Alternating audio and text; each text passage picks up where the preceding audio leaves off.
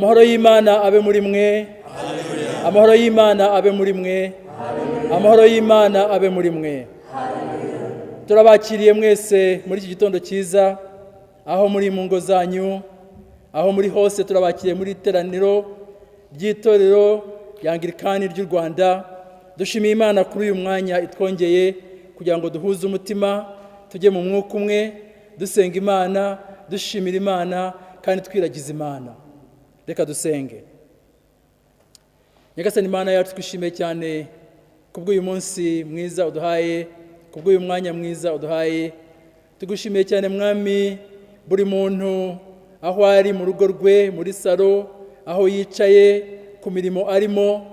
Tugushimiye cyane ko mu mbaraga z'Umwuka Wera uduhuza tukaba umwe, tukajya mu mwuka umwe kugira ngo tukuramye tuguhimbaze. Tugushimiye cyane kuri ubu buryo uduhaye, kandi turakwinginze ngo uyu mwanya w'iri teraniro uwuhe umugisha, kandi Mwuka Wera avugane natwe, Mwuka Wera akore ku mitima yacu, ngwino duhuze twumve icyo twifuzaho, twumve icyo dushakaho, kubwa Yesu Kristo umwami wacu. Amena. Reka dukomeze dusengera ibyifuzo bitandukanye, ibyifuzo tugiye gusengera hamwe dufatanije. Turasengera igihugu cyacu, dusengera abayobozi mu nzego zitandukanye, kugira ngo Imana ikomeze ibambike imbaraga, ikomeze ibashoboze, ikomeze ibarinde, ikomeze ibungura ubwenge mu nshingano bafite zo kuyobora iki gihugu. Hanyuma turaza gusengera itorero ry'Imana, itorero mu Rwanda, cyane cyane turasengera itorero Angilikani ry'u Rwanda n'abayobozi bacu. Muri iyi minsi dusengera umwepiskopi mukuru, dusengera abepiskopi, dusengera abapasitori, abavugabutumwa n'abafite inshingano zitandukanye mu itorero, kugira ngo Imana ikomeze ibambike imbaraga, ibashoboze no muri ibi bihe insengero zidafunguwe, ariko bakomeze bakora umurimo. Reka dusenge, hanyuma dufatanye twese dusengera ibyo byifuzo. Nyagasani Imana yacu, tugushimiye cyane kubw'igihugu cyacu waduhaye cy'u Rwanda. Tugushimiye abayobozi waduhaye, Perezida wa Repubulika y'u Rwanda n'abandi bayobozi bafatanije mu mirimo, mu nshingano zitandukanye, guhera ku rwego rw'igihugu kugeza ku rwego rw'umudugudu. Tugushimiye abashinzwe umutekano, tugushimiye abayobozi mu nzego z'ibanze, tugushimiye Mwami abashinzwe ubuvuzi, abaganga, abaforomo n'abandi bose bakora kwa muganga. Tugushimiye abantu bose wahaye inshingano muri iki gihugu. Turakwingingiye Mwami kugira ngo bambike imbaraga, ukomeze ubashoboze, ujye ubungura ubwenge buri munsi, ujye ubambika imbaraga buri munsi mu nshingano bafite zikomeye, kugira ngo iki gihugu gikomeze gutera imbere, amahoro akomeze, kandi no kurwanya iki cyorezo cya COVID-19 bigende neza, gitsindwe, kiveho, kirangire, kirandurwe, hanyuma tugaruke mu mudendezo usesuye. Tugushimiye ku bw'abo bayobozi waduhaye bari ku isonga, kandi turabingingiye kugira ngo bafashe muri byose. Twongeye gusengera itorero ryawe, itorero rivuga Kristo, itorero rikurikira Kristo, ariko cyane cyane twibutse itorero Angilikani ry'u Rwanda. Sengera abayobozi bacu mu nshingano zabo, kuyobora itorero, guteganyiriza itorero, umurimo w'ivugabutumwa, umurimo wo gufasha, umurimo w'iterambere mu itorero. Turabingingiye Mwami kugira ngo bambike imbaraga z'ubuntu bwawe, bakora umurimo wawe, cyane cyane muri iyi minsi insengero zifunze, nubwo twizera tudashidikanya ko zigiye gufungurwa mu minsi ya vuba, ariko turinginze kugira ngo ubashoboze, kandi muri iyi minsi ubahe gushobora kwita ku bakene, kwita ku bashonje, kwita ku bafite intege nke, kuko itorero ryawe nicyo ryifuzaho, kugira ngo muri iyi minsi itorero rirusheho gukomera no kugira imbaraga. Nyagasani, twongeye gusengera n'imirimo yacu, imirimo dukora, imirimo idutunze, bagaragu bawe n'abaja bawe, uko duhuriye muri teraniro, aho turi hose, urebe imirimo yacu, imirimo myiza ikorwa iguhesha icyubahiro, imirimo y'iterambere, ari ubuhinzi, ari ubworozi, ari ubucuruzi, n'indi mirimo yose abagaragu bawe n'abaja bawe bakora. Turayisengeye Mwami ngo ihe umugisha, iyo mirimo uyagure, iyo mirimo ikure, izamuke, iyo mirimo yunguke kugira ngo bayikore banezerewe bishimye kandi babone ikibatunga ariko babone n'igitunga n'igikora umurimo wawe. Iyo mirimo turayisengeye mwami, abantu bafite imirimo itandukanye ubagenderere, ubagurire ubwenge, ubahe ibitekerezo bishya, ubahe ubwenge bushya kugira ngo imirimo igende neza, wiheshe icyubahiro no mu mirimo yacu. Urakoze mwami, kuri Imana yumva, uri Imana igira neza, turagushimiye kubwa Yesu Kristo umwami wacu. Amena. Reka dufatanyirize hamwe mu isengesho ry'uyu munsi, Isabato ya mbere ikurikira iy'ubutatu. Mana ishobora byose, ni wowe mbaraga y'abakwiringira bose. Turakwinginze wemerane imbabazi ibyo tugusaba, kandi kuko intege nke za kamere yacu ishira zitubuza kugira icyiza cyose dukora tudafashijwe nawe, emera kudufashisha ubuntu bwawe kugira ngo tukunezereshe kwitondera amategeko yawe. Ibyo dushaka gukora n'ibyo dukora nabyo bishimwe nawe, tubisabye ku bwa Yesu Kristo umwami wacu. Amena. Reka dufatanyirize hamwe mu isengesho ry'abana b'Imana, twese hamwe tuvuga tuti: Data wa twese uri mu ijuru, izina ryawe ryubahwe, ubwami bwawe buze, ibyo ushaka bikorwe mu isi nk'uko bikorwa mu ijuru. Uduhe none ifunguro ridutunga uko bukeye, utubabarire ibyaha byacu nk'uko natwe tubabarira ababitugirira, ntuduhane mu bitwoshya, ahubwo dukize umubi, kuko ubwami n'ubushobozi n'icyubahiro ari ibyawe none n'iteka ryose. Amina.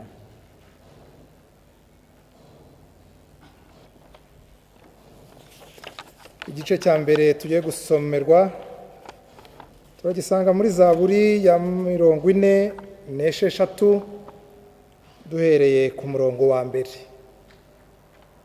Turasoma Zaburi ya 46 duhereye ku murongo wa mbere.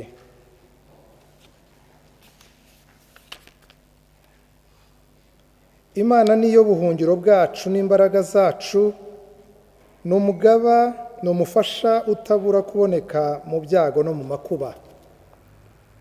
Nicyo gituma tutazatinya naho isi yahinduka, naho imisozi yakurwa hayo ikajya imuhengeri, naho amazi yaho yahorera akibirindura, naho imisozi yatigiswa no kwihinduriza kwayo. Hariho uruzi imigende yarwo ishimisha ururembo rw'Imana, nirwo hera hari amahema y'isumba byose. Imana iri hagati muri rwo, ntiruzanyeganyezwa. Imana izarutabara mu museke. Abanyamahanga barashakuje, ibihugu by'abami byagize imidugararo, ivuga ijwi ryayo isi irayaga. Uwiteka Nyiringabo ari kumwe natwe, Imana ya Yakobo ni igihome kirekire kidukingira. Nimuze murebe imirimo y'Uwiteka, kurimbura yazanye mu isi, akuraho intambara kugeza ku mpera z'isi, avunagura imiheto, amacumu ayacamo kabiri, amagare ayatwikisha umuriro. Nimworoshye mumenye ko ari jyewe Mana, nzashyirwa hejuru mu mahanga, nzashyirwa hejuru mu isi. Igice cya mbere dusome naho kigarukiye, mwakire neza ijambo ry'Imana. Igice cya kabiri tugiye gusomerwa turagisanga mu rwandiko rwa kabiri Pawulo yandikiye Abakorinto, igice cya mbere duhereye ku murongo wa 3. Turahera ku murongo wa 3 w'igice cya mbere mu rwandiko rwa kabiri Pawulo yandikiye Abakorinto. Hashimwe Imana y'umwami wacu Yesu Kristo, niyo na se, ari nayo data wa twese w'imbabazi, n'Imana nyir'ihumure ryose, iduhumuriza mu makuba yacu yose, kugira ngo natwe tubone uko duhumuriza abari mu makuba yose, tubahumurisha ihumure twahawe n'Imana. Kuko nk'uko ibyo Kristo yababajwe byadusesekayeho cyane, niko no guhumurizwa kwatugwijijwemo na Kristo. iyo tubabazwa tuba tubabarizwa kugira ngo muhumurizwe no gukizwa, kandi iyo duhumurizwa tuba duhumurijwe no kugira ngo muhumurizwe namwe mubone uko mwihanganira imibabaro imwe n'iyo natwe tubabazwa. Nicyo gituma ibyo tubiringiyeho bishikamye, kuko tuzi yuko ubwo mufatanije imibabaro mufatanije no guhumurizwa. Igice cya kabiri dusome naho kigarukiye, nakire neza ijambo ry'Imana.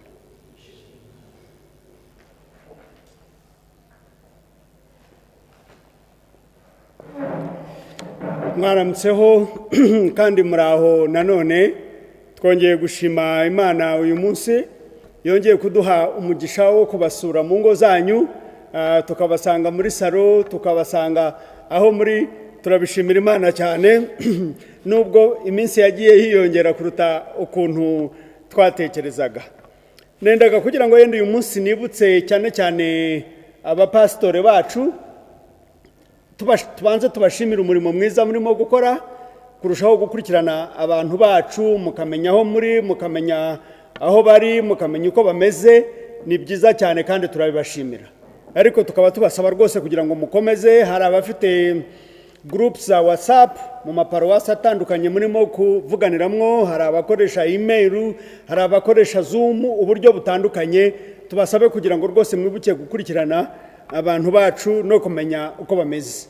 Kandi mubo mukurikirana ntimwibagirwe urubyiruko muri ibi bihe, ntimwibagirwe abana, cyane cyane muri bino bihe byo ababyeyi barimo gusubira mu kazi, ntimwibagirwe gukurikirana abantu. Imana ibaha umugisha. Iki gitondo nifuje kugira ngo dufatanye dusengere umwepiskopi wacu mukuru wacyuye igihe, Bishop Rwaje, amaze iminsi mu ivuriro arwaye umugongo, abaganga bamwitaho. Reka tumusengere kugira ngo Imana ikomeze kumukiza. Turagushimye cyane Mwami Imana yacu, turagushimira ko uri umuganga, niwe wabanje kuba umuganga wa mbere kuri iyi si, abandi baganga batarabaho, kandi abaganga bose ubwenge bwabo babukomora kuri wowe. Reka tugusabe rero kugira ngo ufatanyije n'abaganga ukomeze gukiza Bishop Rwaje, ukuboko kwawe kw'igitangaza ntikumuveho, cyane cyane muri ibi bihe turazi ko ari ibihe byiza byubona kuvugana n'abantu bawe, bikorohera rwose ukabegera. Tugusabe kugira ngo wegere Bishop na Aunt Josephine n'umuryango wose, ubaganirize ubibutse urukundo ubakunda. Kandi Bishop umukure ku gitanda cy'abarwayi, wongere umusubize mu rugo rwe, akomeze imirimo ye yarasanzwe akora. Ibyo tubisabye mu izina rya Yesu Kristo umwami wacu.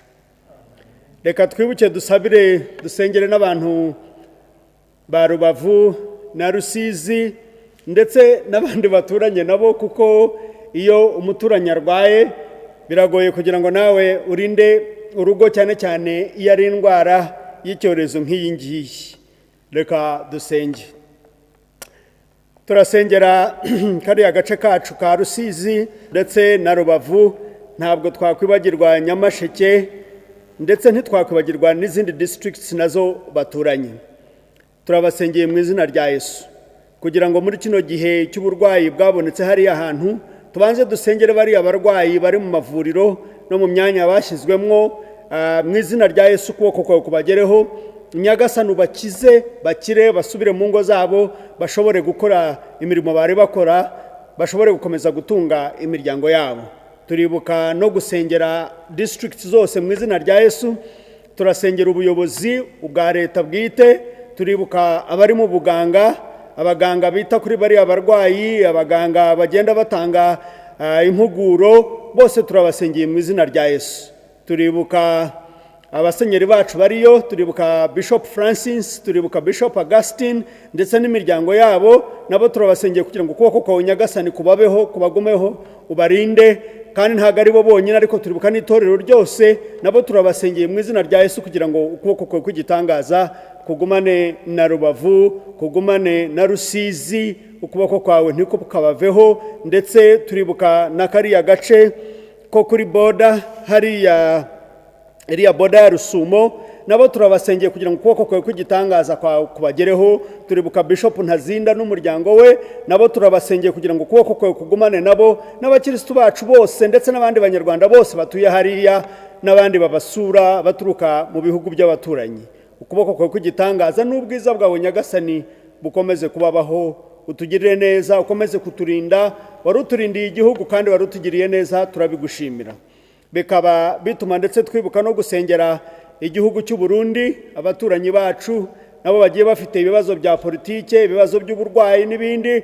Uri Imana yumva amasengesho, uri Imana igeraho abantu batagera, kandi uri Imana ikora ibitangaza. Kandi icyo tuzi nuko ukunda abantu bawe. Turibuka itorero ryo mu Burundi, turibuka ba bishops bagenzi bacu bariyo, turibuka itorero ry'Imana ryose, turibuka bari mu buyobozi n'abandi bose bagerageza kugira ngo igihugu cyabo kimere neza.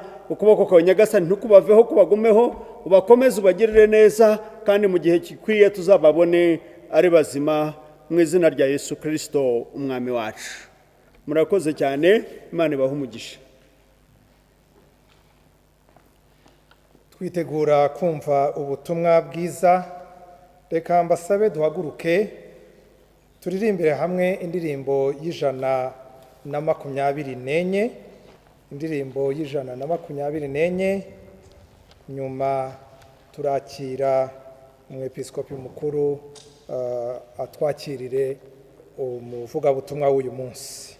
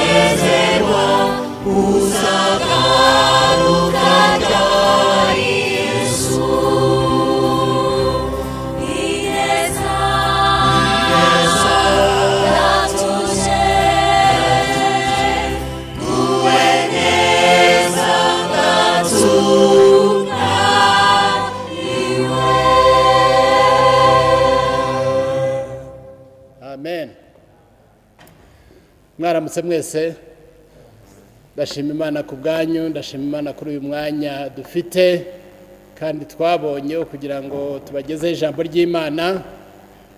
Ababishopu bacu batandukanye bo mu madiyoseze atandukanye bagiye babagezaho ijambo ry'Imana. turabashimira kandi ko bafashe uwo mwanya wo gutegura no kutubwira ubutumwa, kandi ndizera neza yuko twese twafashijwe.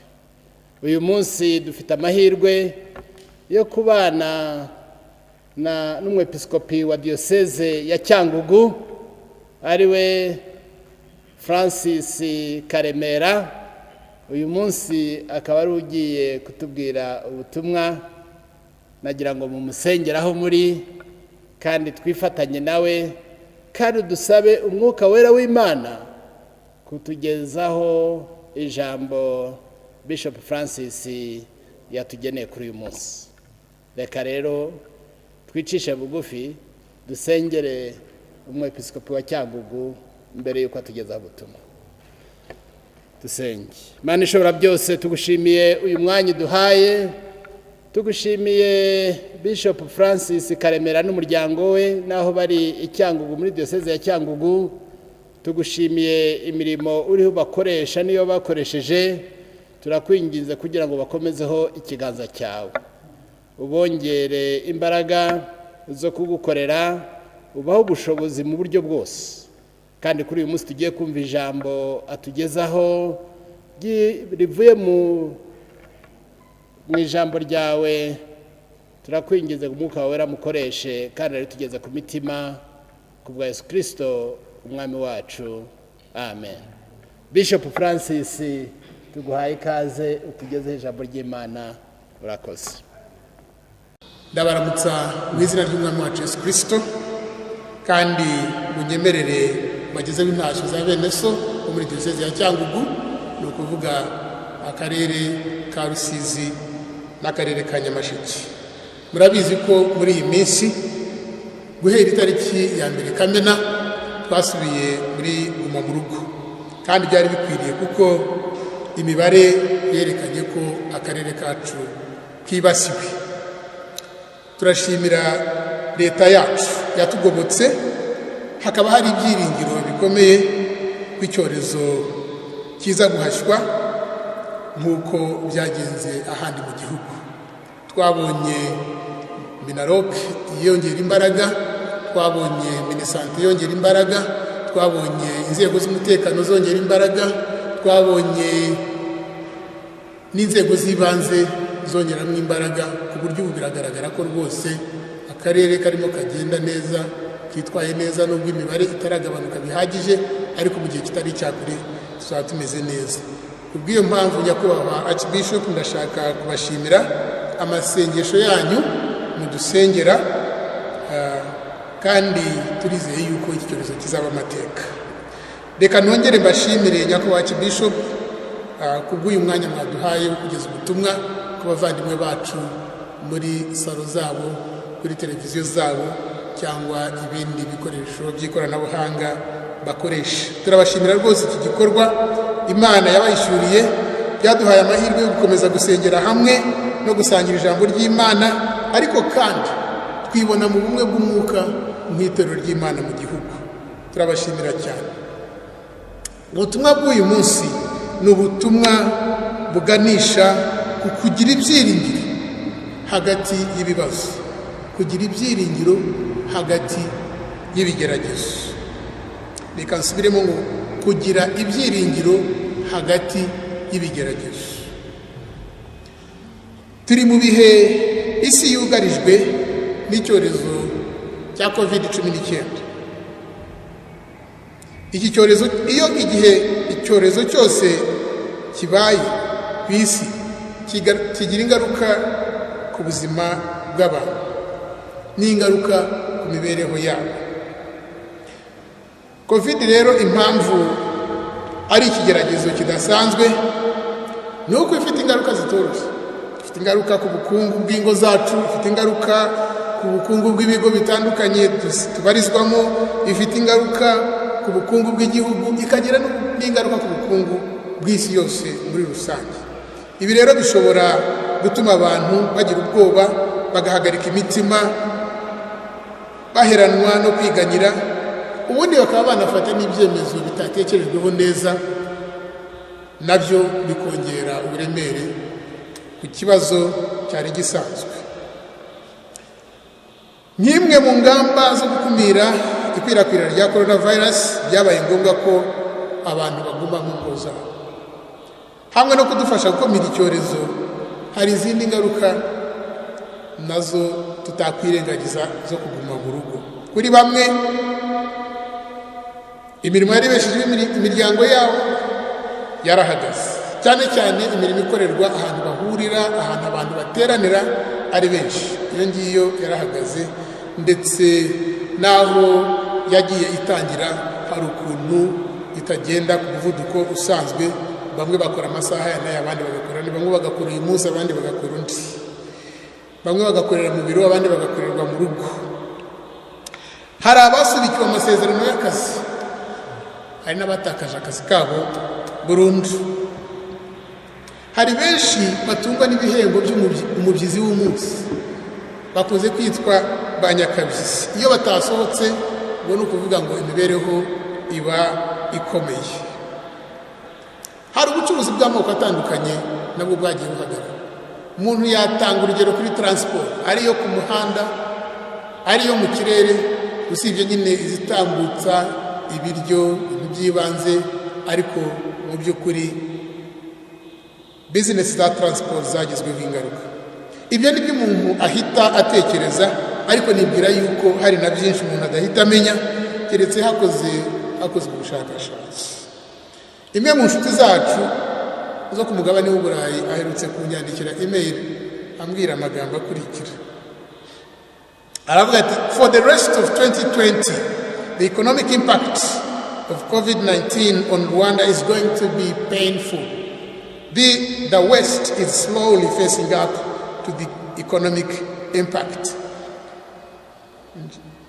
Mpinduye aravuga ati, mu bihe bisigaye by'umwaka wa 2020 ingaruka z'icyorezo ku Rwanda zizazana imibabaro. Akongera ati, mu Burayi na Amerika izo ngaruka turazibona zidusatira. Namushubije nihagararaho, cyokora harimo n'ukuri. Nambwira nti ntungangishe COVID-19 na jenoside twayiciyemo kandi turacyariho, siko kuri se. Kandi nitukiri hahandi aho twari turi, aho jenoside yadusanze. Abanyarwanda ngira ngo dufite byinshi tuzigisha isi nitumara gushira impumu. Imana yagiye ducisha mu mateka yatumaze ubwoba.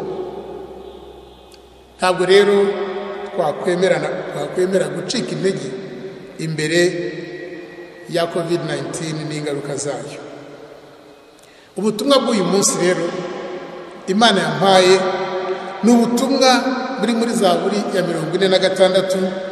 Ni ubutumwa ngira ngo buduhumurize kandi butwubakemo imbaraga zo kureba imbere hirya ya COVID. Dutangire turebe imbere hirya ya COVID yahagaze yarangiye.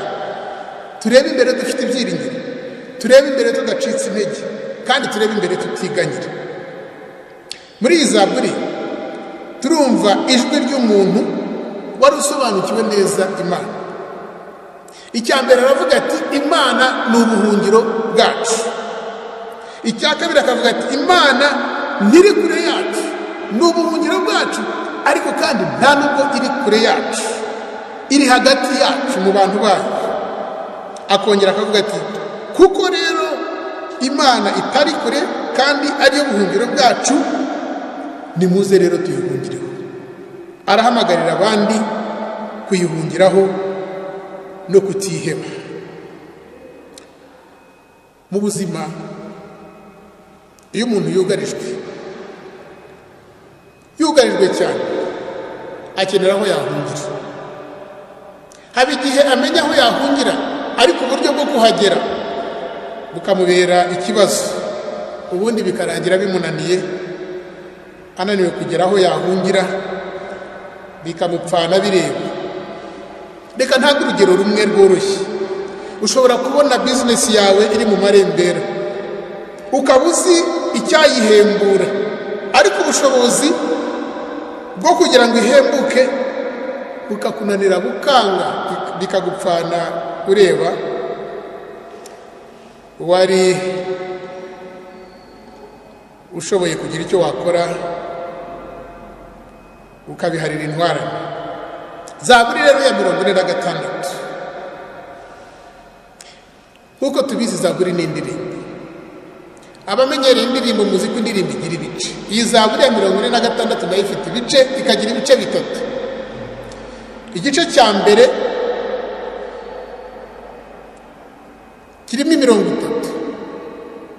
Ndagira ngo kandi nituyisoma turebe za nimero z'imirongo ziri mu ruhande cyane zitari za zindi zisanzwe, aho umurongo wa kabiri muri Bibiliya yera wagombye kuba ari umurongo wa mbere. Reka tugire umurongo wa mbere, nivuga umurongo wa mbere mwe muzi ngo ni hahandi hahoze ari umurongo wa kabiri. Umurongo wa mbere cyangwa wa kabiri wa kera ni 20 ukurikira uko ari 30, ni igice cya mbere cy'indirimbo. Wagera ku murongo wa karindwi ariwo wa 8 mu gihe bya kera, uwo murongo ukaba uri refrain, cya gice basubiramo iyo barangije igice, ndetse n'umurongo wa 11 nawo ni refrain. Igihe cyose refrain mu ndirimbo isa n'ibumbira hamwe ingingo nkuru z'indirimbo zivuga mu bindi bice, akaba ari nayo mpamvu abaririmbyi bayigarukaho uko barangije igice, baba bashimangira icyo indirimbo ishaka kuvuga. Niki rero kivugwa muri refrain y'iya zaburi? Umurongo wa karindwi n'uwa 11, cyangwa se dukoresheje imibare ya kera, umurongo wa kabiri wa 8 wa 9 n'uwa 12. Haravuga ngo Uwiteka Nyiringabo ari kumwe natwe, Imana ya Yakobo ni igihome kirekire kidukingira. Uwiteka Nyiringabo ari kumwe natwe, ntabwo ari kure, ni igihome kirekire dushobora kwihishamo, abanzi baturuka hanze ntibabe bashobora kutugeraho. Abisirayeli baturaga mu mirwa, mu mijyi, mu midugudu, ariko igihe cyose umudugudu wabo bakawubakaho urugo rw'igihome twakwita clôture, ariko igasumba amazu yose ikajya hejuru cyane, ndetse hakabaho naho ingabo zabo zahagarara kugira ngo zirebe ababatera baturuka hanze, kugira ngo rero utere abantu barwanye bari imbere mu gihome gikingirije, biragoye, ntabwo byabyo. Aha rero aravuga ati ntabwo turindwa na bya bihome twubaka, Imana yacu niyo gihome kidukingira. Arashaka kuvuga ngo twe kwiringira imbaraga zacu, twe kwiringira umutekano wacu, twe kwiringira ubumenyi bwacu, twiringire Imana yacu, kuko niyo idutabara, niyo iturengera. Ni ijambo rero ryari rigamije kubasubizamo imbaraga. Bigaragara yuko Abisirayeli muri iki gihe bari mu kaga, bacitse intege, bihebye, bari mu majune, batazi aho bakwerekera ngo bumve ihumure. Bari bakeneye gusubizwamo imbaraga. Ibihugu by'abaturanyi byari byarabayogoje,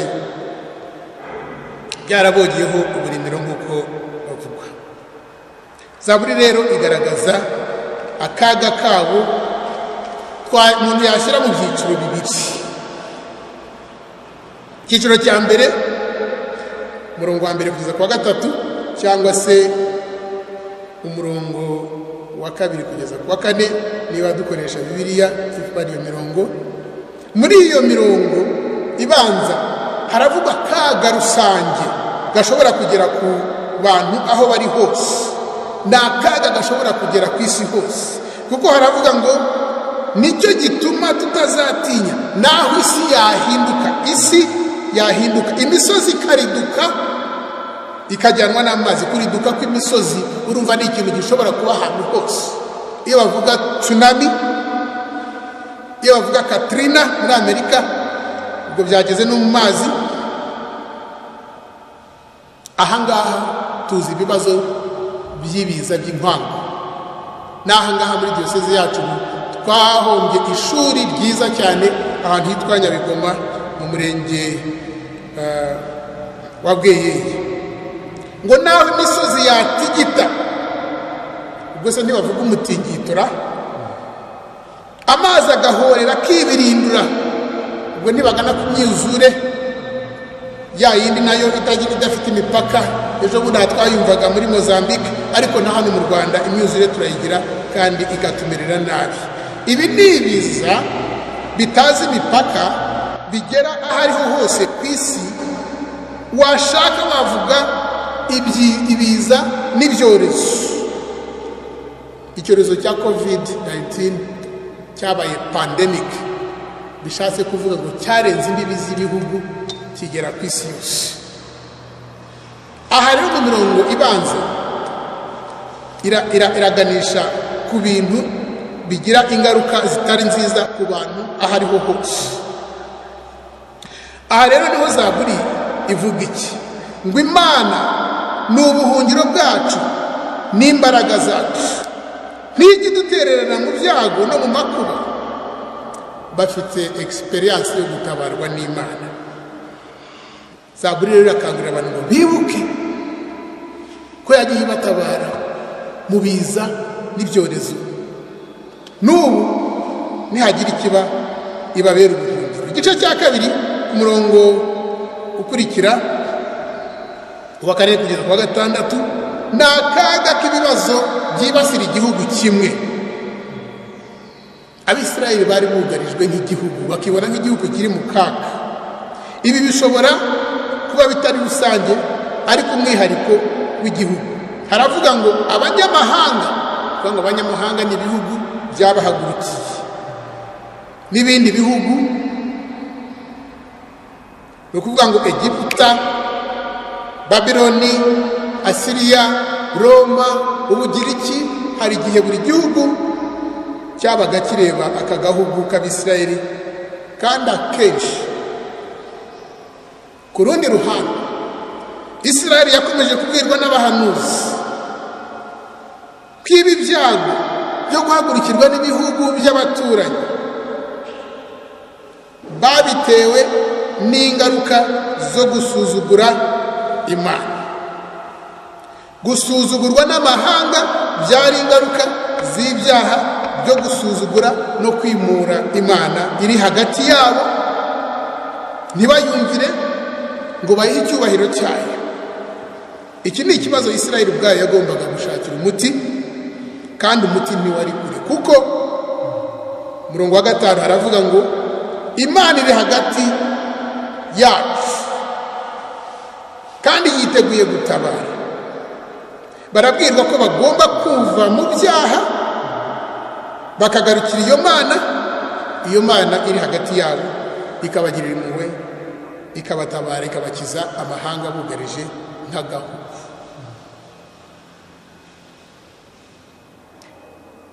Akaba ari niyo mpamvu mu gice cya 3 ndegera umusozo w'ubu butumwa. Mu gice cya 3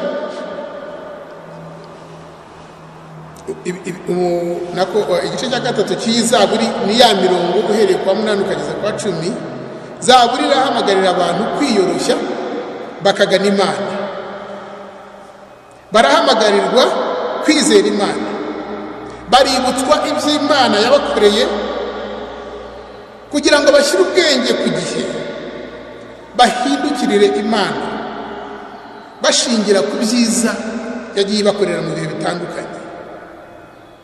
Imana iravuga iti nimwiyoroshye mumenye ko ari jye Mana, nabakijije intambara, mbakiza n'intwaro z'intambara. Bavandimwe, ndagira ngo ubu butumwa buturembemo ibyiringiro. Ibiza byaraje, ibiza bizaza, ibyorezo byaraje. Uyu munsi turahangana n'icyorezo cya COVID-19. Ingaruka zacyo tuzirimo hagati, izindi ntituranazsobanukirwa neza, ziracyari imbere. Ariko ntitwihebe, mureke twizere imana. Imana niyo buhungiro bwacu. Twarayibonye nk'uko abisirayeli bibukaga ibyiza yakoze. Twarayibonye mu mateka yacu, mu mateka y'igihugu cyacu, mu mateka y'umuntu ku giti cye. Nta muntu ntekereza yuko keretse abana bato bataramenya kuvuga, ariko abantu bakuru bari hano twese nta muntu utavuga ati hari aho Imana yankuye, hari aho yangejeje, hari igitangaza Imana yankoreye nihebye, imbaraga zanjye zashize, uburyo bwanjye bwo kwitabara bwashize, uburyo bw'abantu kuntabara bwahagaze. Nk'igihugu twarabibonye, kuko hari igihe twagombaga no gutabarwa n'amahanga, ariko amahanga agakuramo akabo karenge agenda adusiga. Ntabwo Imana ijya itenguha abanyarwanda. Abakurambere bacu bo barabimenye, babimenye kera, kuko bavuga ngo u Rwanda ni urugo rw'Imana, niho yitahira. ngira ngo baje kutubwira ko iba hirya y'ibicu bazikosore cyangwa natwe tuzabakosora, kuko Imana Abisirayeli bari bazi ko itura hehe mu mahema, muri rya hema ry'ibonaniro, aho umutambyi n'abatambyi bajyaga gutamba ibitambo, bakagira n'igihe cyo kujya ahera cyane rimwe mu mwaka kugira ngo basabire igihugu imbabazi. Ariko Bibiliya iratubwira ngo Imana ntabwo iba mu mahema, nta nubwo iba mu mazu yubatswe. Imana ubuturo bwayo yifuza ni mu mitima yacu, ni muri twe. Iyo dufite Imana mu mitima yacu, Imana iba iri kumwe natwe. Niryo zina rya Yesu, Imana iri kumwe natwe. Ntabwo rero Imana iri kure, bene data. Imana niyo buhungiro bwacu. Reka tubimenye kandi tubizirikane. Ingaruka duterwa no kwirengagiza Imana tukabaho nkaho itari. Kandi ingingo ya kabiri ngira ngo dutekerezeho cyane, kuko akenshi haba igihe twiberaho nkaho Imana itariho. Rimwe na rimwe tugakora ibyo yanga tukumva ari nta n'ingaruka, kandi tunabizi ko Imana ibyanga. Nimureke rero Abanyarwanda rwose twisubireho, twisuzume, buri muntu wese yisuzume, arebe aho ahagaze mu mibanire ye n'Imana. Tubishyiremo umwete, tuyegere kurushaho uko twigeze tuyegera. Imana izabana natwe, Imana izadutabara, Imana izaduha imbaraga zo guhangana n'ingaruka za COVID, n'ingaruka z'urwego rw'ubukungu, n'ingaruka z'ubuzima. Abenshi twatangiye kugenda twandika amasomo turimo gukuramo, twazubakiraho, ndetse n'imirimo yacu ikagenda neza kurushaho, n'ingo zacu zikaba nziza kurushaho, n'igihugu cyacu kikaba cyiza kurushaho, kubera amasomo turimo gukura muri COVID-19. Undi muntu w'Imana wari wasobanukiwe gutabarwa kw'Imana no kugirwa neza kw'Imana ni Pawulo. Mu gice cya kabiri cyasomwe yandikira Abikorinto, urwandiko rwa kabiri, mu gice cya mbere ugeze ku murongo wa 3 kugeza ku wa 5, niho avuga ati Imana yaraduhumurije, kandi ntabwo yaduhumurije kugira ngo tugumane ihumure ryacu, ahubwo yaduhumurije kugira ngo duhumurize n'abandi. Reka rero mbingingire rwose kumva yuko tudagomba guca intege. Imana yacu irahari. Imana niyo buhungiro mu bihe bikomeye by'akaga. Imana niyo iduha imbaraga zo gukomera, tukumva tutari twenyine, tukumva turi n'Imana izadutabara, Imana ifite ubushobozi kandi Imana ikora. Ibyo bikaduha imbaraga zo kureba imbere tudafite ubwoba, tugakora ibyo tugomba gukora tudafite ubwoba, kandi dufite ibyiringiro yuko nta kabuza imbere yacu ni heza ubwo turi kumwe n'Imana yacu iturengera. Reka duhumurizwe, turusheho kwegera Imana, ariko tunegere n'abandi. Ndagira ngo utekereze uko ugiye guhumuriza abo mu rugo rwawe, niba uri nyir'urugo cyangwa niba uri umusore, inkumi, umusore mu rugo, utekereze nawe uko ugiye guhumuriza abandi, ariko nuko ubabera urugero rwo kwegera Imana kurushaho. Niba uri nyir'urugo, abo uyoboye mu rugo babera urugero rwo kwegera Imana kurushaho, bazakwigiraho nabo bayegere. niba uri mu kazi runaka waba utayoboye cyangwa uyobowe ushobora kubera abandi urugero rwo kutagira ubwoba rwo kudacika intege kuko wizera Imana, ariko babere n'urugero rwo kwegera Imana kurushaho umunsi ku wundi.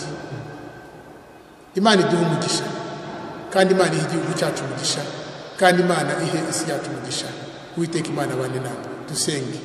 Mana, turagushimira kubw'ubutumwa bwawe bwiza, kandi turagusaba kugira ngo ukomeze utwigishe mu buryo bwawe nk'Imana. Tuzirikane yuko ari wowe buhungiro bwacu, nta handi twahungira. Twe kwizera imbaraga zacu, twe kwizera ubwenge bwacu, twe kwizera amahanga, twe kwizera ikindi kintu cyose. Twizera Imana gusa, kandi uduhe umutima wo guharanira kumaramaza kukwegera no kugukiranukira no gukora ibyo ushaka. Tubivuze mu izina rya Data twese, n'iry'Umwana n'iry'Umwuka wera. Dushimiye Imana cyane kubw'ubutumwa tumaze kumva, utugaruramo ibyiringiro mu gihe cy'ibikomeye. Reka rero mbasabe aho turi duhaguruke maze tuvugire hamwe ukwemera kw'abakristo bose dukoresheje amagambo y'ukwemera kw'intumwa nk'uko tuyasanga kuri paje ya 9 mu gitabo cy'amasengesho. Twese duhagaze tuvugire hamwe ukwemera kwacu. Nemeye Imana imwe Data wa twese ushobora byose. Nemeye Imana imwe Data wa twese ushobora byose, umuremyi w'ijuru n'isi. Nemeye na Yesu Kristo umwana we w'ikinege, umwami wacu, wabyara umwari Mariya, kandi we yasamye ari y'Umwuka wera. Yabajwe Pontiyo Pilato yari umutegetsi, abambwa ku musaraba, arapfa, arahambwa, amanuka ikuzimu mu bapfuye, azuka ku munsi wa gatatu, ajya mu ijuru. None yicaye iburyo bw'Imana Data wa twese ushobora byose, niho azava aje gucira abakiriho n'abapfuye urubanza. Kandi nemeye Umwuka wera, nemeye ko ari itorero ryera Katolika ry'abakristo bose, n'ubumwe bw'abera, no kubabarirwa ibyaha, no kuzuka k'umubiri, n'ubugingo budashira. Amen. Tugihagaze tugiye gukurikizaho ibihe byiza byo kuramya Imana no kwishimisha ibyo yaduhaye. Turaririmba indirimbo y'194. Iyo ndirimbo turayiririmba dutanga amaturo yacu uko dushobojwe n'ibya 10.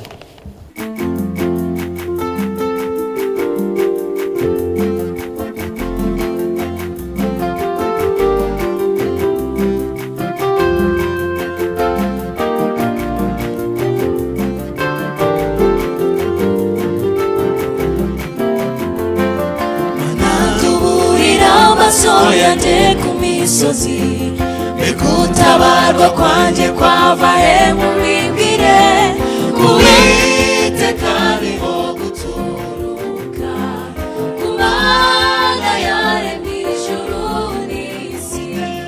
Uwiteka niho guturuka, ku Mana yaremye ijuru n'isi.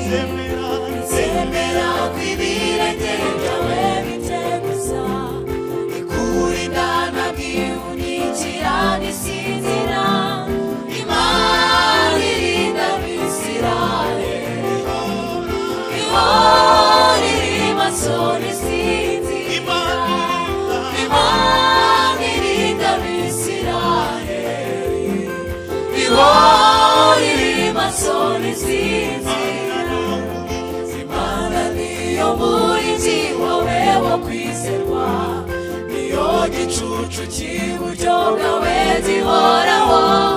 Ku manywa izuba ntirizakwica, nijoro ukwezi ntikuzagutinda.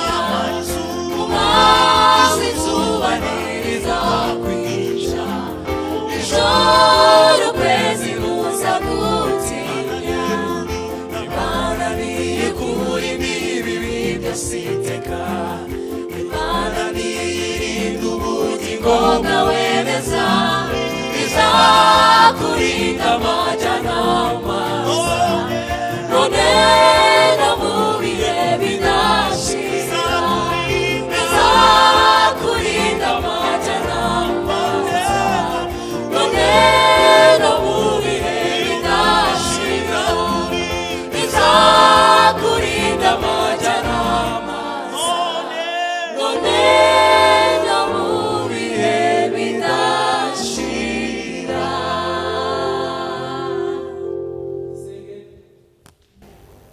Mana yacu tugushimiye cyane kubw'ituro abagaragu bawe n'abaja bawe batanze bakuye kubyo wabikije bakuye kubyo wabahaye turakwinginze ngo ituro ry'umugisha ugeze rikora umurimo wawe umurimo wo kwita ku bakene n'abashonje n'abashobewe muri iki gihe kandi dushimiye cyane imitima yitanze imitima ikunda gutanga dushimiye imitima ishima kuruta byose tugushimiye cyane kubw'impano y'umwana wa Yesu Kristo waduhaye turakwingize mwami ukomeze utwigishe kuguhesha icyubahiro kukubahisha n'ubutunzi bwacu kubwa Yesu Kristo umwami wacu amen.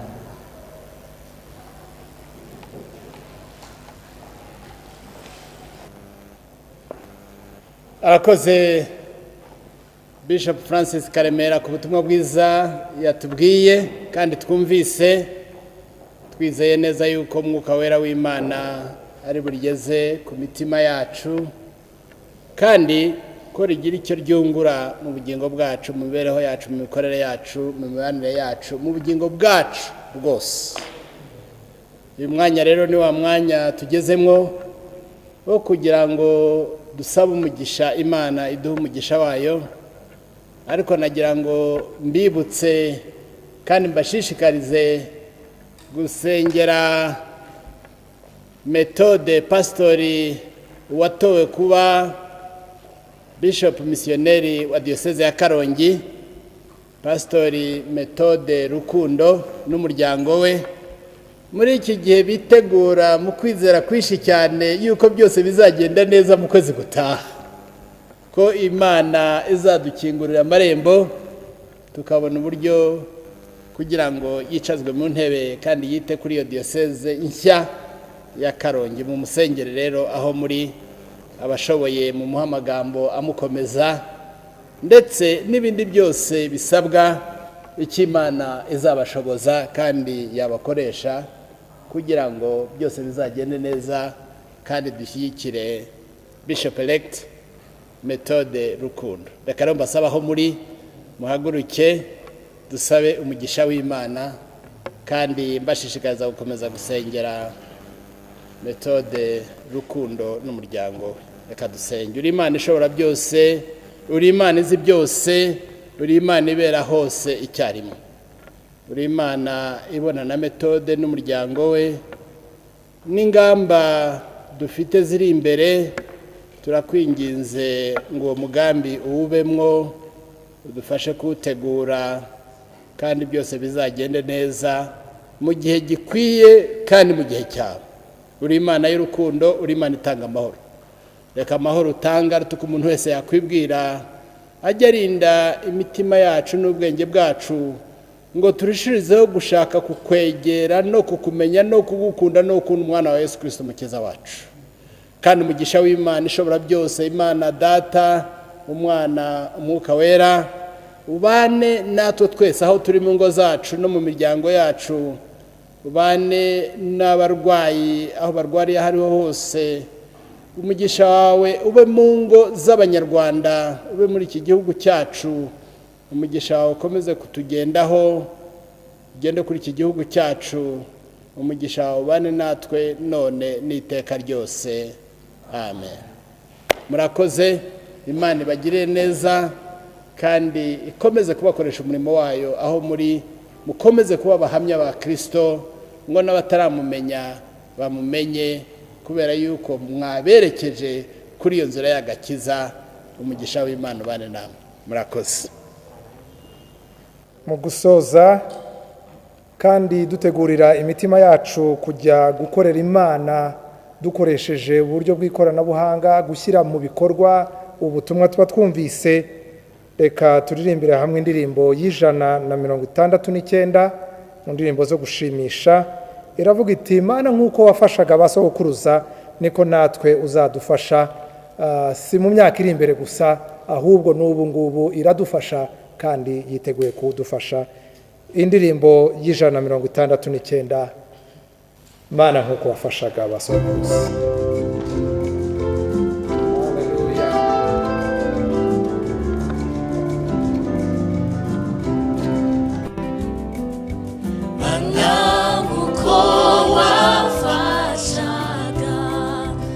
So